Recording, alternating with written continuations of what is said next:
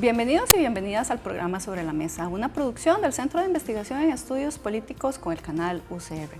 Hoy, como en otros momentos, hemos querido hablar del tema de la cultura y la innovación en la cultura, el valor que eso tiene y que muchas veces no lo vemos y pensamos que ese tipo de productos son productos que deberíamos recibir de manera gratuita, ¿verdad? Y no valoramos efectivamente el costo y el valor que ellos tienen. Por eso, hoy en Sobre la Mesa quisimos titular el programa Industrias Culturales y Creativas en la Economía. Para eso vamos a estar hoy conversando con Alejandra Hernández, ella es asesora del despacho de la ministra de Cultura y además economista. Muchísimas gracias por la invitación. Para nosotros es un verdadero placer que nos inviten a conversar de estos temas. Ha sido prioritario en las últimas administraciones y durante esta administración ha tomado principal relevancia, sobre todo en el marco de la Política Nacional de Cultura y en el Plan Nacional de Desarrollo.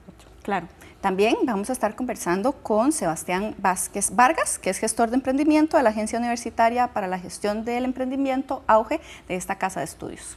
Claro, muchas gracias igual por la invitación, nos encanta venir acá, nos encanta hablar de creatividad, de innovación, de generar valor y claramente emprendimientos dinámicos. Entonces, claro. Bueno, y también vamos a estar conversando con Blanca Torrico, analista senior de la División de Competitividad, Tecnología e Innovación en el Banco Interamericano de Desarrollo. Muchísimas gracias por la invitación, saludos cordiales.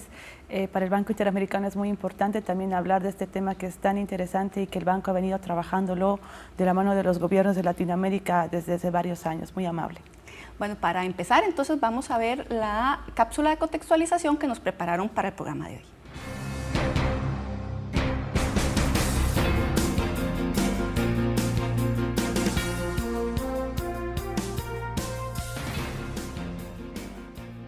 La cultura son las prácticas y discursos que nos caracterizan como personas, comunidades o sociedad.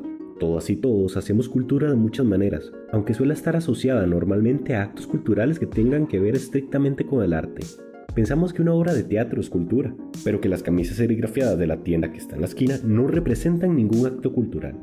A veces creemos que la cultura no genera dinero, por lo que es mejor invertir en otros negocios, o inclusive recortar fondos a los ministerios encargados. La economía creativa viene a romper con esta idea dominante sobre lo que es la cultura. Así la publicidad, la arquitectura, el arte, las antigüedades, la artesanía, el diseño, la moda, el cine, el video, la música, las artes escénicas, el editorial, la danza, el software interactivo, la radio y la televisión son las principales disciplinas que agrupa esta nueva dimensión de la cultura. Según el Banco Interamericano de Desarrollo, si la economía creativa fuera un país, sería la cuarta economía del mundo, un 20% más grande que la economía de Alemania y superando en 2,5 veces el gasto militar de todo el planeta. Sería el 9º mayor exportador de bienes y servicios, con 646.000 millones de dólares, más del doble de las exportaciones de petróleo de Arabia Saudita. Y la cuarta fuerza laboral del mundo, con más de 144 millones de trabajadores, casi la misma cantidad de empleos de Estados Unidos. Específicamente en el caso de nuestro país, la cultura aporta un 2% del Producto Interno Bruto, según datos de la cuenta satélite de cultura de Costa Rica. Hoy ponemos sobre la mesa los alcances de la economía creativa en Costa Rica.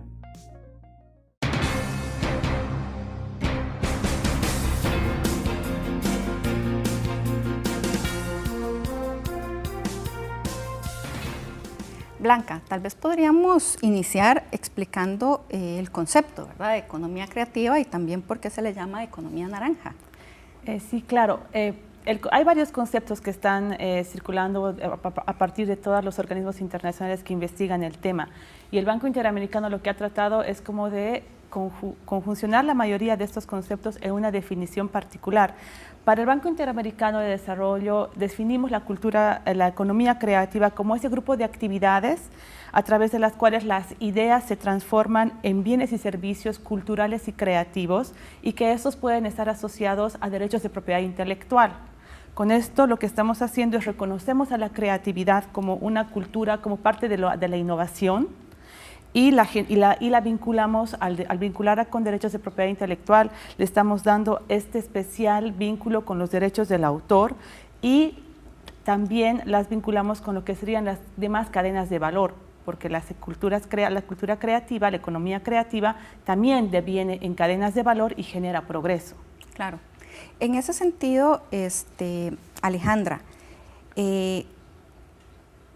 ¿por qué, digamos, cuáles serían como los sectores involucrados? Explicar un poco más que lo que venía en la cápsula, ¿verdad? Y esas cadenas de valor que me parece que es muy importante, porque a veces pensamos que un producto, ¿verdad?, de la economía creativa es solo lo que vemos, ¿verdad? Pero en realidad hay todo un proceso para llegar a lo que, ver al producto final. Sí, ese es un tema súper importante, digamos, tomando en cuenta la reflexión de qué significa economía creativa. Básicamente, cuando nosotros hablamos en economía, uno debería cuestionarse cuál es el valor de las cosas o qué le da valor a las cosas.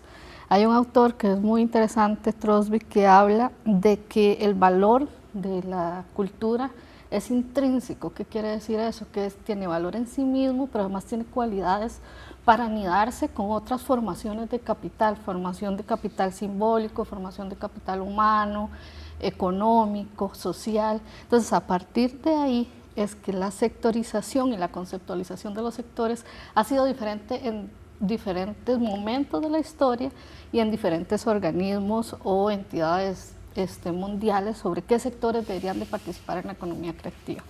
Básicamente la UNESCO tiene alguna segmentación de definición, la OMPI, el Banco Interamericano de Desarrollo recientemente ha hecho una clasificación, pero dentro de todas estas, digamos, sectores que se agrupan, la esencia es que hay subsectores de la cultura tradicionales, artes escénicas, audiovisual. Recientemente se ha incorporado la variable tecnológica por esas anidaciones que se hablan del aporte de la cultura y la creatividad que hacen que se formalice dentro de lo que se conceptualiza como economía creativa.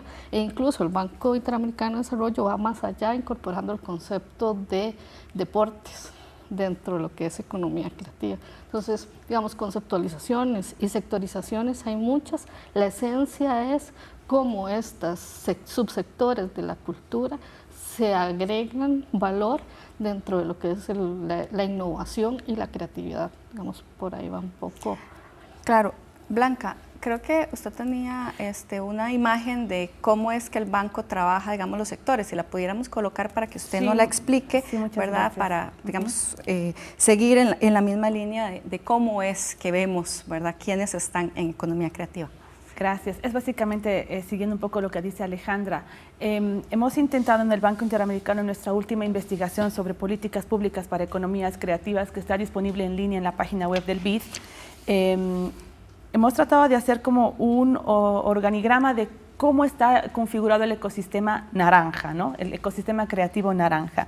Y ahí hemos identificado que hay básicamente 3 sectores grandes de los cuales se van encadenando otros. Por ejemplo, las actividades tradicionales y artísticas, que son las mencionadas por Alejandra, que son un poco artes visuales, artes escénicas, esas son parte de la economía cultural.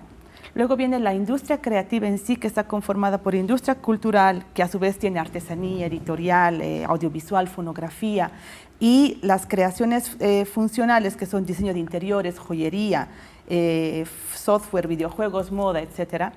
Además están las tradicionales, que son el apoyo a las actividades creativas, por ejemplo, el diseño de un producto, el diseño del empaque, el marketing, eso también es creatividad.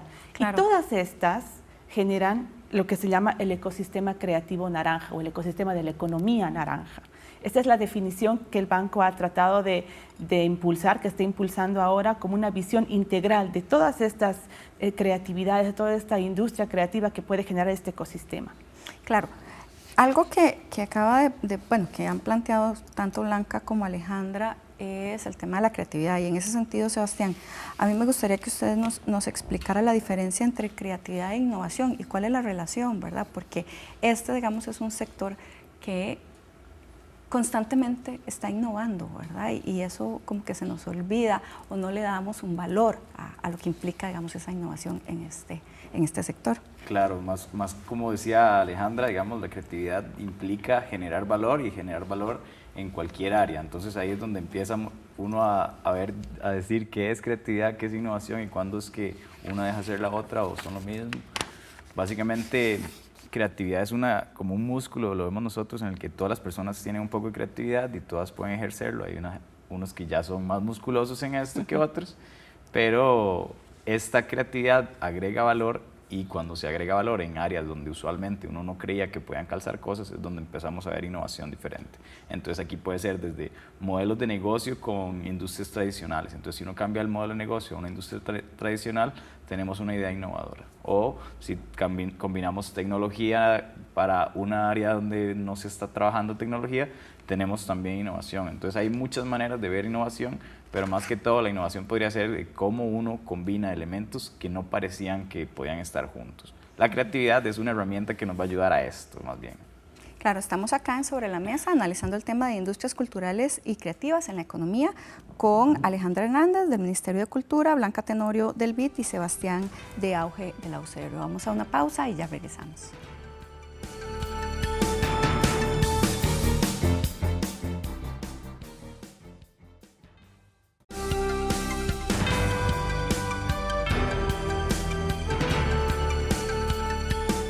Regresamos a Sobre la Mesa analizando el tema de industrias culturales y creativas en la economía.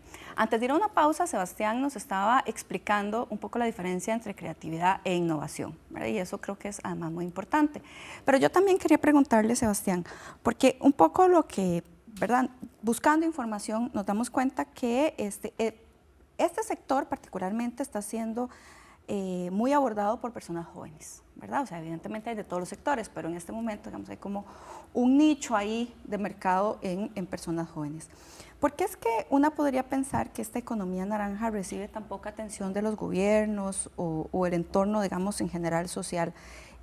Porque, bueno, vamos a ver, viendo la cápsula, ahora podemos hablar más de números, es un motor de desarrollo, implica muchísimo dinero, generación de empleo, etcétera, etcétera.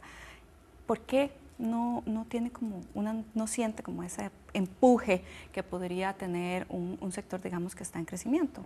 Bueno, creo yo, digamos que más que todo es que no se ha sentido que es un sector como tal, o sea, se ha tratado como que son como esfuerzos aislados, entonces son cuestiones que uno diría, bueno, no son un sector todavía, tal vez no han recibido el apoyo porque son unas cositas de aquí y unas por allá, pero más bien ahorita estamos viendo que el mismo Costa Rica en solo economía creativa está generando exactamente lo mismo que están generando todos los call centers y servicios a otras empresas. Entonces ahí es cuando uno dice, bueno, ya esto es bastante pesado porque uno creería que los call centers y todas las empresas de servicios están generando más que lo que genera la economía creativa.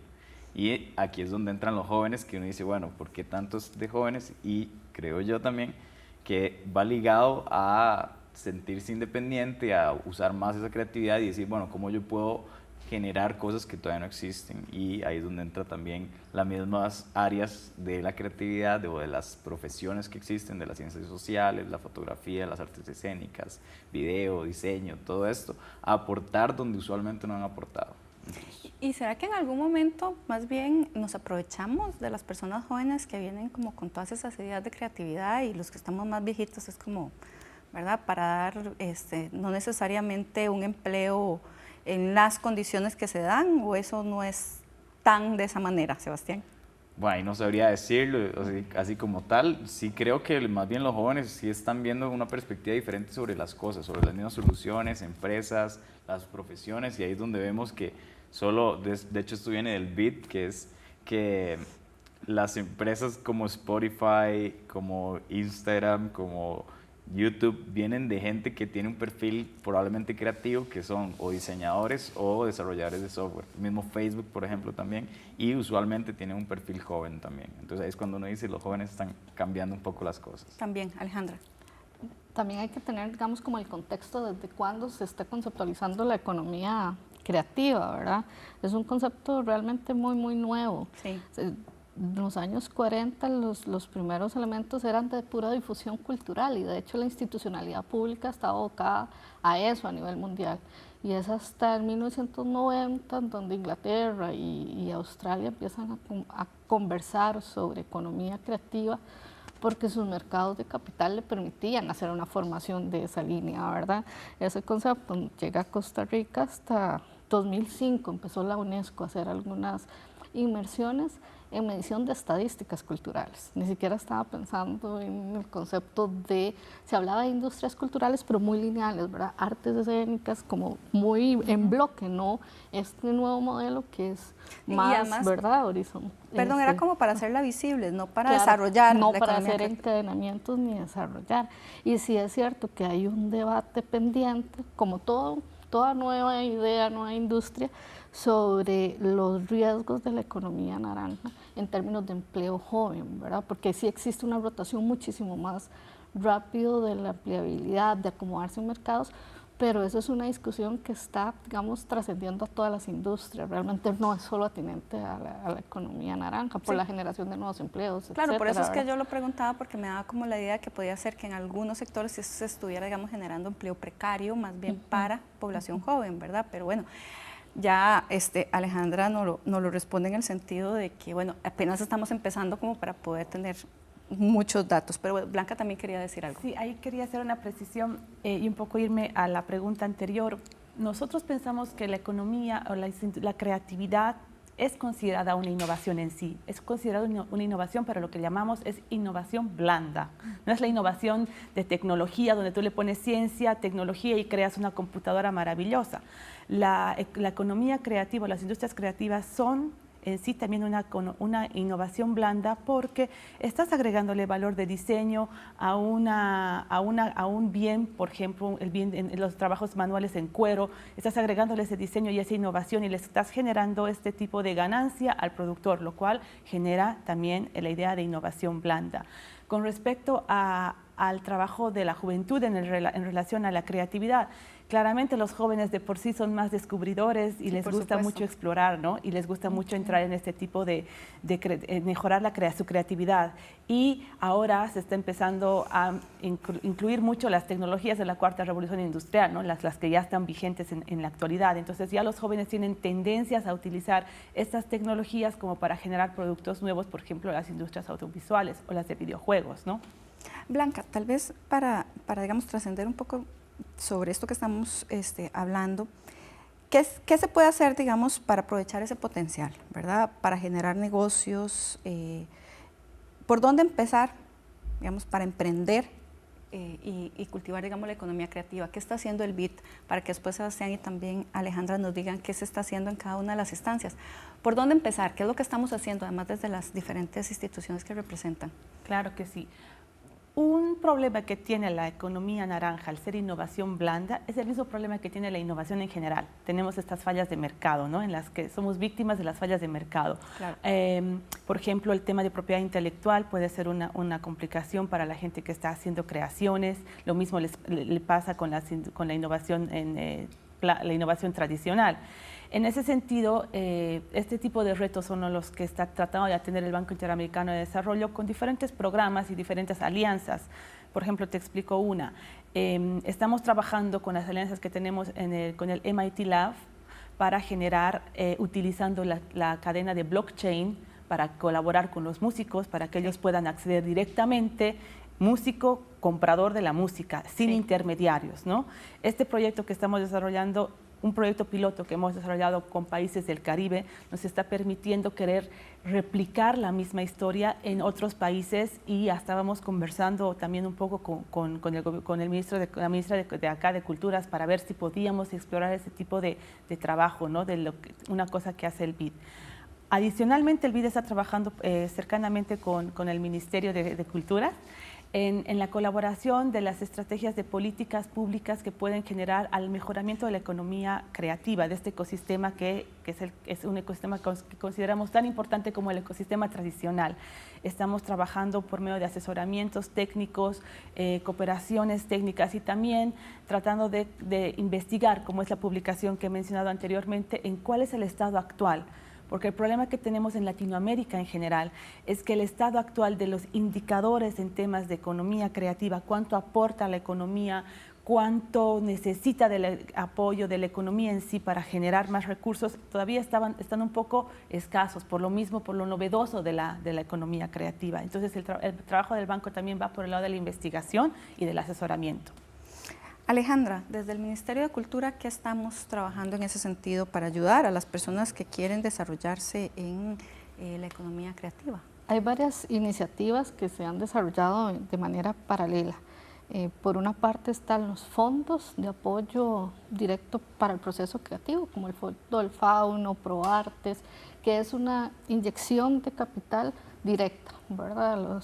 ¿No reembolsable o...? No, no es reembolsable. Tienen ciertos criterios que cumplen y se hacen producciones audiovisuales, cinematográficas y de artes escénicas en caso de ProArtes. Ese es un tipo de cooperación. Otro tipo de cooperación es que se ha venido dando un acompañamiento al sector audiovisual principalmente, sobre todo logrando una trazabilidad interinstitucional. Entonces trabaja el Ministerio de Cultura, el Ministerio de Economía, COMEX y Procomer. Entonces se han dado acompañamientos, si se quieren, con alguna distancia a las incubadoras, que juegan un rol muy importante, pero en el proceso de aceleración un poco más institucional. Entonces esos han sido como ejercicios de cómo apoyar al sector, pero hay un elemento básico en esto, que es realmente generar el ecosistema de los emprendimientos culturales, desde la institucionalidad. Quién participa, en qué fase, cómo se ayudan y cómo un emprendedor puede hacer ese recorrido institucional para poder generar su emprendimiento. Eso lo estamos diseñando ahora con apoyo del Banco Interamericano de Desarrollo para generar una política. De hecho, se está haciendo una validación interinstitucional porque básicamente esto va más allá del Ministerio de Cultura. Claro. Necesitamos toda la institucionalidad en el ecosistema.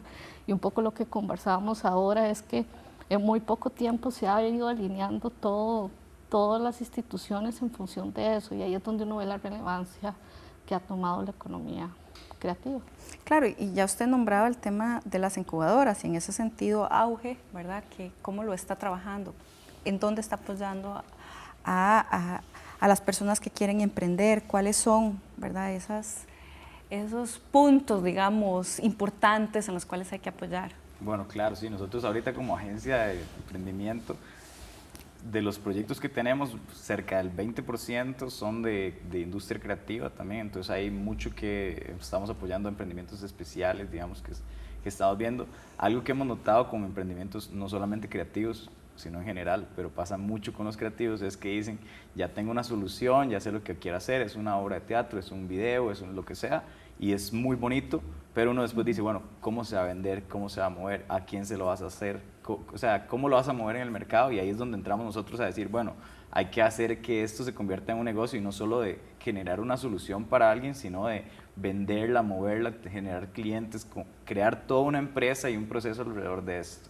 Entonces, bueno, eso a nivel de emprendimientos dinámicos, esto, y también la otra que va ligado a esto es encadenamientos. Entonces, justamente con el Ministerio de Cultura estamos logrando un encadenamiento cultural por zonas. Entonces, ahorita estamos con un plan piloto que le decimos CREACE, que son un encadenamiento de diferentes empresas pequeñas y medianas que ya funcionan, digamos que ya están montadas, digamos, en las diferentes zonas, para que éstas puedan generar valor a través de una identidad local o algo que los una y creen una experiencia más valiosa para el turista, para digamos, el cliente que ellos puedan tener, y que no sea un solo cliente para una empresa, sino que puedan ir a diferentes lugares y poder consumir diferentes bienes. Claro.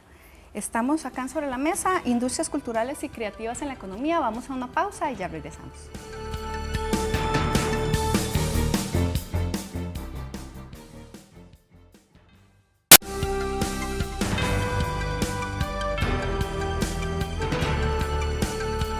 Regresamos a Sobre la Mesa, analizando el tema de industrias culturales y creativas en la economía, con Alejandra del Ministerio de Cultura, Blanca del BIT y Sebastián de Auge de la Universidad de Costa Rica. Antes de ir a una pausa, estábamos un poco analizando lo que implica, ¿verdad?, emprender. Y yo creo que Sebastián dijo algo importante, que también es un negocio, ¿verdad? Y que la gente que está emprendiendo en la economía creativa, pues por supuesto que quiere vivir de eso. No es como que solamente quiere hacer arte y el arte no tiene un costo, ni la gente tiene que sobrevivir, ¿verdad? Que yo creo que eso es algo, digamos, muy importante. Y en ese sentido, el BIT, Blanca, plantea, digamos, que uno de los, digamos que América Latina tiene una cultura milenaria, ¿verdad?, para trabajar, digamos, en este campo, que alrededor de 2 millones de personas trabajan en la economía creativa. ¿Cómo impulsar esa economía? ¿Cuáles son los principales retos? Ya usted en el bloque anterior dijo algo al respecto, pero ¿cuáles son los principales retos según el BID? Bueno, los principales retos vienen del lado del mercado, pero también del lado de la política pública. Del lado de la política pública vienen de, primero, considerar a esta economía creativa como tan prioritaria como la economía tradicional. Eso implica un trabajo de política pública muy fuerte y concientización que va más allá del trabajo que puede hacer un Ministerio de Culturas en sí. Va al Ministerio de Educación, va al Ministerio de Planificación, va a diferentes entes del gobierno que deberían tener la capacidad de priorizar la economía creativa tanto como la que se prioriza como la economía tradicional.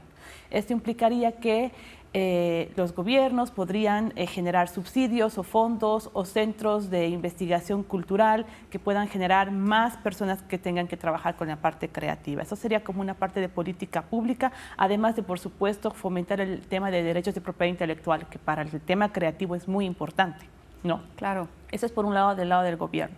Del lado del mercado, podríamos generar políticas como justamente la banca para el desarrollo, ¿no? Que los bancos puedan prestar o puedan financiar proyectos creativos, que hayan más fondos disponibles del lado privado para colaborar con la parte creativa, pero también que hayan más consumidores conscientes del costo que implica hacer algo cultural o creativo.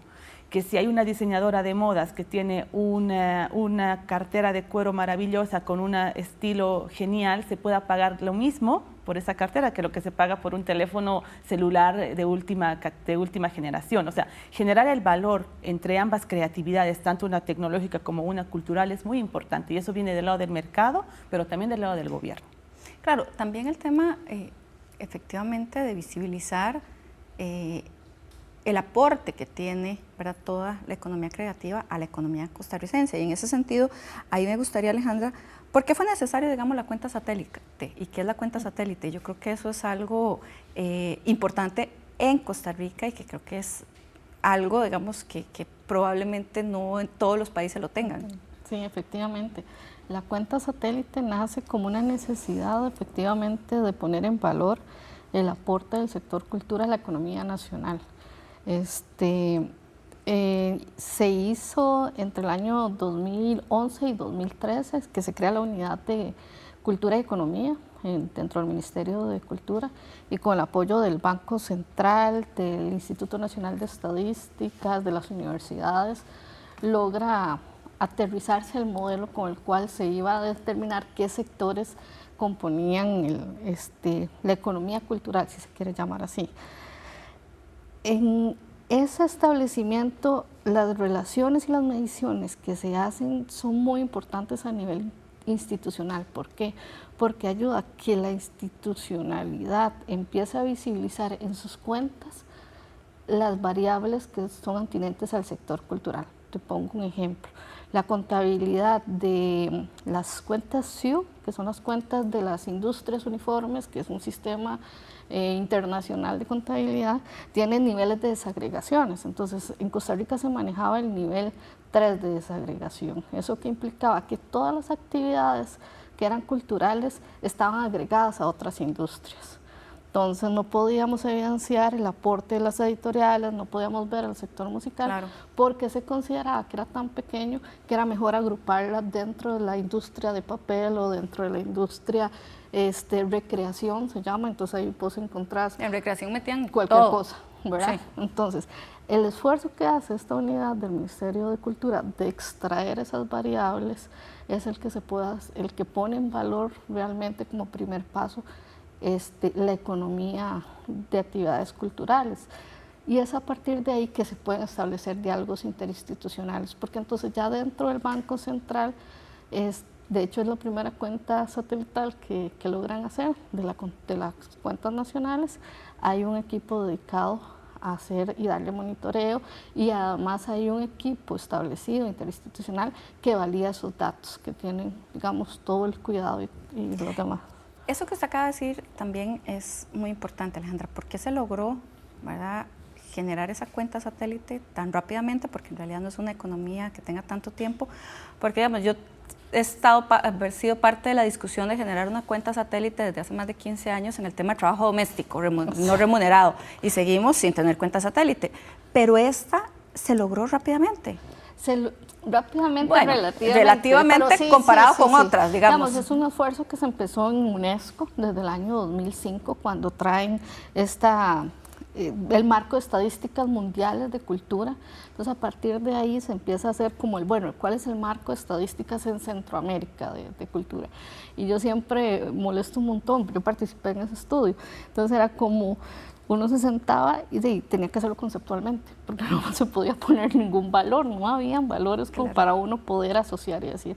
Ya en el 2008 se hace un esfuerzo muy tímido de hacer una aproximación, pero sí se necesitaba muchísimo mayor rigor técnico. Entonces ahí sí establecer una unidad de economía y cultura fue clave dentro del ministerio, porque el liderazgo que logró esta unidad con sus relaciones interinstitucionales marca la diferencia. Si no hay realmente un compromiso de la institucionalidad, efectivamente no pasa. Ha pasado con muchas cuentas satélites en este país. Claro.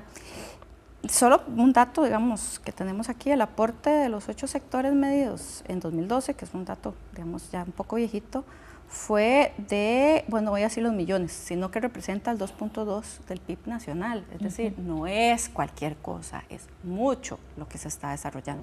Y en ese sentido, digamos, Sebastián, ¿cuáles son en este momento como los sectores más dinámicos en la economía creativa? ¿Cuáles son los sectores que más están creciendo y cuáles están un poco más rezagados? Bueno, ahí igual que como decía Bianca, en la economía creativa caben un montón de diferentes sectores, entonces desde danza hasta diseño. Entonces ahí, digamos, dentro de la economía creativa caben todas las agencias de publicidad, las agencias de contenido, caben las mismas obras de teatro, caben los fotógrafos, diseñadores, los mismos turismo, digamos, a nivel de patrimonio también está ahí. Entonces, de los que son más dinámicos probablemente son, creo yo, los que tienen que ver con clientes más grandes. Entonces, ¿esto por qué? Porque son los que ya están dispuestos a pagar más y hacer que esto empiece a crecer más. Yo diría que van más ligados a creación de contenido, por ejemplo, agencias de publicidad, agencias de video, agencias de redes sociales. También está fotografía, están artes escénicas también, que ha crecido bastante. El mismo cine, que está cada vez más grande en la producción audiovisual. Y ligado a todo esto, tenemos de las que crecen más despacio, pueden ser la parte de artesanías y estas partes que de igual manera hay apoyo en el que se está creando para que ellos puedan mejorar su propuesta de valor. Sí se está creciendo, pero entonces no tan rápido en esos otros sectores. Exacto. ¿Y qué estamos haciendo, digamos, para un poco sensibilizar? Tal vez podríamos empezar por Blanca, porque un poco lo que hablábamos antes de iniciar el programa es también que la gente muchas veces piensa que cosas de la economía creativa, si vienen de afuera, ¿verdad? Bueno, es algo muy cultural, si vienen de afuera sí lo pagamos, pero si viene, ¿verdad? Si es una producción nacional, no tendría que ser como gratis, ¿verdad? Entonces resulta que si una está pensando en ir a ver Chicago, ¿verdad? Por poner un ejemplo, si estás fuera del país, pagas la entrada en lo que te cobren, ¿verdad? Aquí empezás un poco a decir, no, es que está muy caro, y me dice como que muy caro, comparativamente con lo que es una puesta de escena en otros lugares, efectivamente está más bien subvencionada. Igual las puestas, digamos, las óperas que hace, digamos, el Estado, el Ministerio de Cultura, ¿verdad? Que se hace una al año porque es la que se puede financiar, pero también son puestas en escena complicadas. Y si vas en otros países y pagas una entrada carísima, pero acá también decís, ¿pero por qué? Si es del Ministerio de Cultura, debería ser como gratis, ¿verdad? Entonces, ahí, ¿qué podemos hacer? ¿Qué se está haciendo? Para que también Alejandra y Sebastián nos comenten. Sí, ahí es muy importante, como ya había mencionado anteriormente, hablar a nivel de todo el aparato gubernamental en sí, ¿no? O sea, la educación es la parte más importante en este momento para concientizar desde la infancia a la adultez la importancia del costo de la creatividad y cuán importante es la industria cultural en sí y por qué se debería pagar lo que corresponda al artista escénico, al innovador naranja, por llamarlo así, ¿no? Entonces, particularmente deberíamos empezar desde ese lado. Y también del lado de la empresa, ¿no? También generar esa idea de que lo que están haciendo los emprendedores en la parte del ecosistema naranja tiene un costo y no es menor. O sea, la innovación que ellos hacen les cuesta mucho. Por supuesto. Y más aún, si la tienen que registrar en patente o ponerla con derechos de propiedad intelectual, también les cuesta hacer el procedimiento. O pagar los derechos de propiedad intelectual. Entonces, es un tema de concientizar un poco a la sociedad en cómo sería el costo de estos servicios y de esta experiencia, porque lo que te hace la creatividad, la cultura, es darte una experiencia, no te da un bien, aparte de las artesanías, por supuesto, y de las artes manuales, pero te da una experiencia. Entonces, tú estás pagando por una experiencia. Entonces, es un poco entender cuánto implica de costo generar esa experiencia para la persona que lo está consumiendo, ¿no? Eso sería lo fundamental, empezar con la parte de la educación y la concientización. Y en ese sentido, comprendo que el Ministerio de Cultura está haciendo un muy buen trabajo de eso, justamente, de concientizar al ciudadano de la importancia de pagar por estos servicios y que cuestan, y que un artista, un violinista o un diseñador gráfico invierte el mismo esfuerzo laboral que un diseñador de una computadora o el diseñador de un vehículo, por ejemplo. Claro. Bueno, para escuchar la respuesta de Alejandra y de Sebastián, vamos a hacer una pausa. Estamos acá en Sobre la Mesa, Industrias Culturales y Creativas en la Economía. Ya regresamos.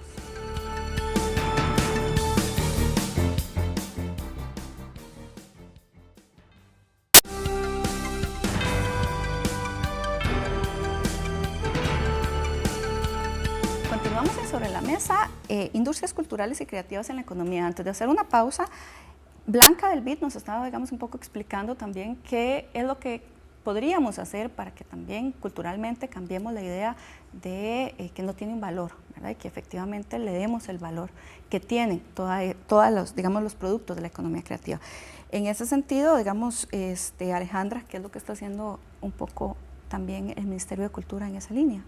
Bueno, el Ministerio de Cultura ha desarrollado un programa desde el Teatro Nacional, básicamente, que tiene que ver con dar acceso a los estudiantes a las actividades culturales, más de artes escénicas. Sí. Y el Ministerio de Educación ha sido un excelente aliado para promover esas experiencias desde la infancia, porque básicamente si uno tiene esa experiencia y la arraiga, le va a dar valor a lo largo de su vida. Entonces la formación de públicos, pero sobre todo el acceso y el romper las barreras de poder ser efectivamente un usuario más activo de la cultura, genera una diferencia radical. Entonces es un programa que nosotros le tenemos mucha esperanza por lo que significa, pero también creemos que vamos a generar un valor agregado muy importante en términos de derechos de acceso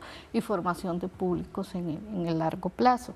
Otro elemento que es fundamental es el empezar a conceptualizar en este cambio de que el Ministerio de Cultura apoya la creación de ciertos eventos, pero también no debe competir con el mercado que está ya instaurado. Y eso es muy importante en términos de entender que las actividades gratuitas efectivamente sirven para dar acceso a ciertos elementos, pero no debe generar la cultura de la gratuidad. Y hay que empezar a discutir, digamos, esos temas, sobre todo para la sostenibilidad del mismo sector. Claro, porque una cosa es que yo vaya a un evento gratuito, pero quien está presentándose recibe un salario, claro. No es que lo está haciendo de manera gratuita. Claro. Yo creo que eso también es como tan importante, sí, ¿verdad? Claro.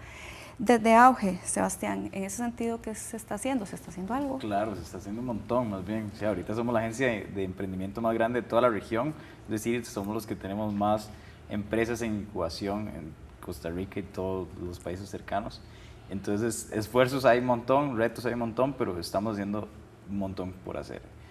Lo que nos hemos enfocado es cómo agarrar y crear valor desde la empresa. Entonces, como una idea que uno dice, bueno, es que ya no es solo una expresión artística, sino que es cómo hacemos para que eso se convierta en un negocio, es donde nosotros empezamos a aportar más. Tenemos todo un proceso para que no lo vean tanto como esa expresión que no tiene valor, que es uno de los problemas que se perciben, sino más bien verlo como qué es el bien que se va a vender. Entonces, si uno lo ve así, pasa con esto que estamos hablando de gratis o no, es usualmente muchas empresas tienen un usuario y un cliente. El usuario es el que usa la solución, eso puede ser por ejemplo en una aplicación, nosotros somos los usuarios. El cliente muchas veces en muchas empresas no es el mismo, entonces es la parte que hay que entender, que puede ser gratis para unos, pero para los otros no. Si uno lo ve desde lo interno de la empresa, ahí es donde tenemos que empezar a a que los emprendedores y los mismos artistas, diseñadores, los generadores de contenido, hasta los mismos artesanos entiendan esto y puedan darse cuenta de que ellos tienen que vender algo a alguien, o más bien que alguien les va a pagar por lo que ellos están haciendo, y que no solo lo piensen abstractamente, sino que lo sienten a decir, yo le ofrezco este paquete o esta propuesta o este servicio, y ya verlo más como una empresa que funciona y más allá de una expresión que, digamos, se ve muy bonito. Y si yo estoy viendo sobre la mesa y soy una emprendedora que necesita una colaboración, ¿cómo me puedo acercar a Auge? ¿Existen una serie de criterios? ¿Cuál es, digamos, la forma en que una emprendedora o un emprendedor utiliza, entrar. digamos, sí?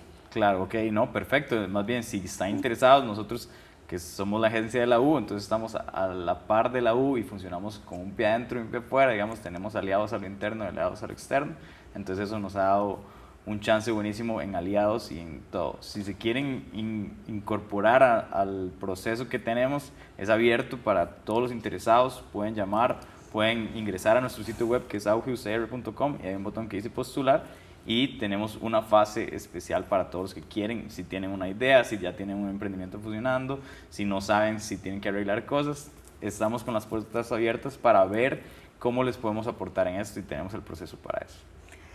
Y Blanca, ¿cómo incentivar la profesionalización de los productores de cultura y creatividad? Bueno, la profesionalización va de la mano con la formación de capital humano. Entonces, el hecho de que se incentive que los jóvenes estudien más carreras STEAM, que ahora son, aparte de Science, Technology, Engineer, hemos puesto Arts, ¿no? And Mathematics. El hecho de que la gente pueda estar más interesada en estudiar ese tipo de carreras hace, obviamente, por naturaleza, la lleva un poco a la profesionalización.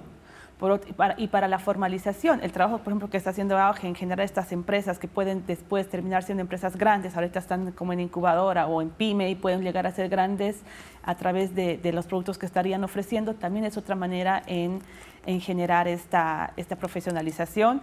Y en este caso también el gobierno, como mencionó Alejandra, el ministerio está haciendo bastantes iniciativas que pueden llevar a financiar a las empresas, a las iniciativas creativas que pueden también con este financiamiento llegar a formalizarse, ¿no? Entonces son varias cosas que van de la mano todas. ¿El BID tiene algún tipo de programa o proyecto? Bueno, estabas ahora explicando digamos, la colaboración que, bueno, este piloto con el tema de la música. Ajá. ¿Hay algún tipo de servicio, verdad? O solamente, digamos, si yo fuera una emprendedora, puedo acceder solo a investigación, que puedo acceder desde el BID? No, en absoluto. El BID tiene ofrece hay una oferta bastante amplia de proyectos que está haciendo actualmente en Costa Rica. Si me permites rescatar uno particularmente, claro. Estamos trabajando con el Ministerio de Ciencia y Tecnología y Telecomunicaciones. Ellos tienen un programa que se llama Fomento de Capital Humano y también para el Desarrollo Empresarial, que se llama PIN. Cabalmente están sacando convocatorias permanentes para las pequeñas y medianas empresas, así como para personas que quieren mejorar, certificarse en determinadas actividades, digamos, que están muy relacionadas también con el tema de las artes y de la economía creativa. Y bueno, esas son facilidades que tanto el Ministerio de Ciencia y Tecnología como el banco están ofreciendo en este caso para Costa Rica, ¿no? Que últimamente han sacado unas convocatorias que tienen el valor casi de $2 millones que están disponibles para todas las personas interesadas. Los invito a consultar la página del Ministerio de Ciencia y Tecnología donde pueden encontrar esta información. Claro, es que eso lo pregunto también porque es muy importante. Muchas veces la gente no accede, ¿verdad?, a fondos que están ahí, ¿verdad?, y que uno dice, pero sí hay cosas, sí hay programas, sí hay colaboración, sí hay ayuda, ¿sí? Perdón, algo que me olvidé recalcar y destacar es que estos fondos son no reembolsables, o sea, son concursables, no reembolsables, las personas interesadas pueden aplicar, estamos enfocándonos en temas que tienen que ver con tecnología, con desarrollo tecnológico, pero también con innovación. Claro. Entonces, como el Ministerio está con el tema de innovación y ciencia y tecnología, es muy importante también para las personas que están fuera del área metropolitana, es muy importante para el Ministerio fomentar esas áreas también. Y Alejandra, ¿cómo trasladar esa vivencia, digamos, de la economía creativa a las comunidades también? Porque usted ahora planteaba que, bueno, están trabajando con menores de edad para inculcar, ¿verdad?, también el generar el valor, ¿verdad? Más que todo en artes escénicas, planteaba usted, pero también cómo hacer, digamos, para que las comunidades reciban y vivan, ¿verdad? Lo que decía también Blanca, toda esta economía creativa. En esta administración particularmente se abocó al trabajo en territorios, entonces eso ha demandado efectivamente que el Plan Nacional de Desarrollo nos lleve a conversar interinstitucionalmente, pero además en territorio. ¿Por qué? Porque realmente hacer una intervención en territorio de manera individual puede generar algún impacto, pero no encadenamientos, que es sobre lo que estamos, ¿verdad?, conversando. Con Auge específicamente tenemos el programa de Créase, que es vital. ¿Por qué? Porque estamos trabajando en zona sur en la articulación de diferentes empresarios en el área de gastronomía, en el área de artesanías, pero todo esto alrededor del patrimonio cultural, que son las esferas, ¿verdad? Entonces, a partir de un elemento, ¿cómo articulo? Pero sobre todo, generando esta oferta, ¿cómo me enlazo con el ICT para generar la demanda? Porque no solo es articular a los empresarios, darles valor agregado, que es lo que nos está colaborando Auge, y es generar los mecanismos tanto para que el ICT se empate con este nuevo modelo de economía y nosotros entender cómo trabaja el ICT y cómo ser atractivos para el turismo, tanto nacional como internacional. Realmente la economía creativa ha tenido esta particularidad que es muy interesante, ya no es solo a nivel nacional, sino se habla por territorios. ¿Por qué? Porque es un tema de escala, de demanda. Claro. Entonces vos ves las ciudades creativas, ves los clústeres, que es otra forma de organizarse. Entonces demanda un nivel de flexibilidad que es riquísimo, muy, muy, muy interesante. Digamos, en un bloque anterior, Alejandra, usted nos explicaba de dos fondos, digamos, concursables, no reembolsables. ¿Hay otros? Ya, digamos, Blanca nos planteaba, ¿verdad?, el de MISIT, bueno, en Auge, cómo acceder. ¿El Ministerio de Cultura tiene algo más? Tenemos acompañamientos más en la línea de fortalecer los emprendimientos. Por ejemplo, ahora hay un programa con SBD, Banca para el Desarrollo, perdón, que es para acelerar las empresas del sector audiovisual. Con la CEPAL estamos haciendo el estudio de cadenas de valor, que es importantísimo porque es realmente entender dónde están las potencialidades. Con el Banco Interamericano esperamos desarrollar en el otro año, probablemente estamos ahí negociando, el tema de vouchers culturales y el voucher de intercambio de experiencias entre personas creativas, acercándolos a otros sectores. Entonces, estamos explorando. ¿Estamos logrando generar algún tipo de incentivo? Bueno, hablando en temas fiscales, en 30 segundos, porque bueno, un poco lo que los productores nos dicen es que además producir en Costa Rica es muy caro.